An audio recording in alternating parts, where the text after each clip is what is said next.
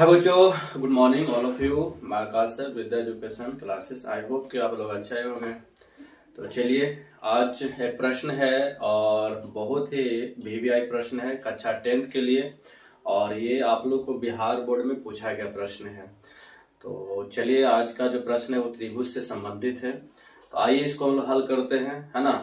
तो देखिए, आज का प्रश्न है कि दो समरूप त्रिभुज के क्षेत्रफल क्रमशः 100 सेंटीमीटर स्क्वायर तथा 49 सेंटीमीटर स्क्वायर है ना। तो यदि बड़े त्रिभुज की ऊंचाई 5 सेंटीमीटर है तो दूसरे त्रिभुज की ऊंचाई ज्ञात करें। बहुत सिंपल सा प्रश्न है ना। लेकिन चलिए इसको हम लोग हल करते हैं। इसमें बहुत सारे बच्चे फंस जाते हैं, है ना, बना नहीं पाते हैं। तो चलिए इसको देखते हैं और ध्यान सुनिएगा कि त्रिभुज से संबंधित एक प्रश्न आप लोग को कंफर्म पूछता है, एकदम पक्का पूछेगा आप लोग, है ना, 100%। तो देखिए, सबसे पहले दो समरूप त्रिभुज लेते हैं। दो हम त्रिभुज ले रहे हैं, है ना।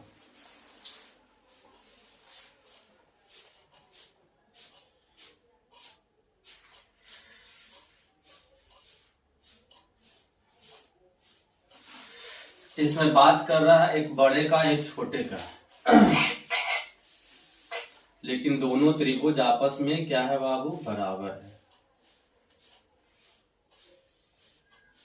है ना। क्या है आपका, बराबर है। चलिए इस त्रिभुज का नाम ए दे देते हैं, ए बी और आपका सी। ये त्रिभुज आपका पी, ये क्यू और ये आर, ये दोनों त्रिभुज आपस में क्या है, समरूप है। ठीक है बाबू।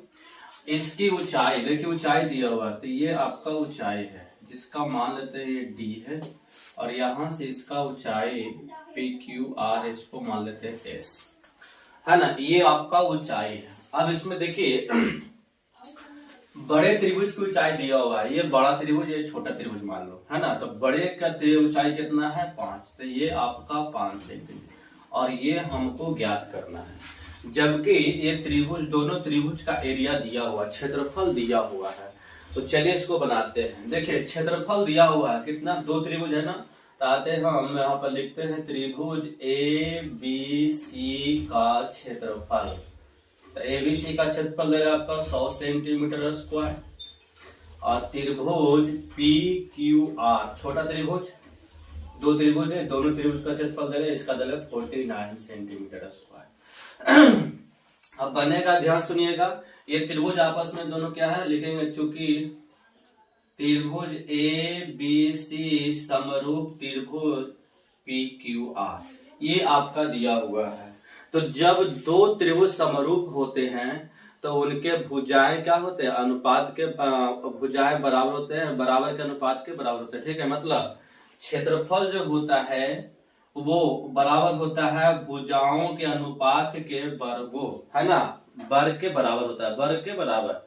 उसी तरह से ऊंचाई भी यहाँ वर्ग होता है। उसका देखिए फॉर्मूला क्या होता है, यहाँ पर लिखेंगे त्रिभुज एरिया, यहाँ पर ऐसे लिख लीजिए, एरिया ऑफ त्रिभुज ए बी सी बटा एरिया ऑफ त्रिभुज पी क्यू आर। देखिए ये क्षेत्रफल जो होता है, ये दो भुजाएं क्षेत्रफल क्या है, क्षेत्रफल अनुपात में है, तो इसका ऊंचाई भी अनुपात में होगा, ए डी और बटा पी एस। लेकिन ये दोनों के वर्ग के बराबर होगा, वर्ग के, ये क्षेत्रफल को जो अनुपात होता है ऊंचाई के वर्गों के, है ना, अनुपात के बराबर होता है।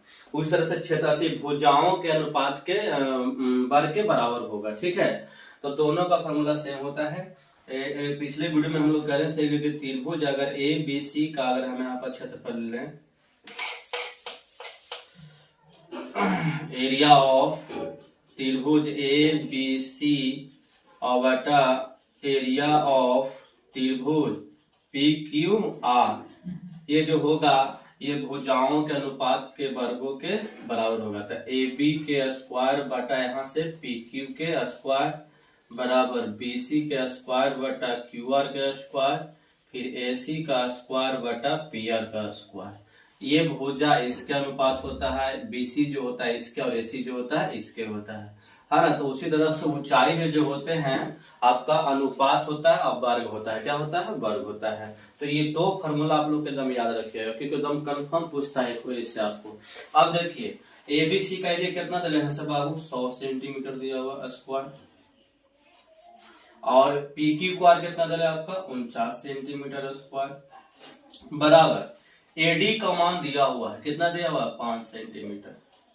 तो इसका होल स्क्वायर कर देंगे और यहां से हमको पीएस निकालना है, क्योंकि पीएस का नहीं दिया तो पीएस का स्क्वायर रह जाएगा। अब यहाँ तो आपका 100 है ही बटा यहाँ से 49 है, यहाँ से 5 का स्क्वायर हो जाएगा 25, है ना, और यहाँ से आपका पीएस का स्क्वायर।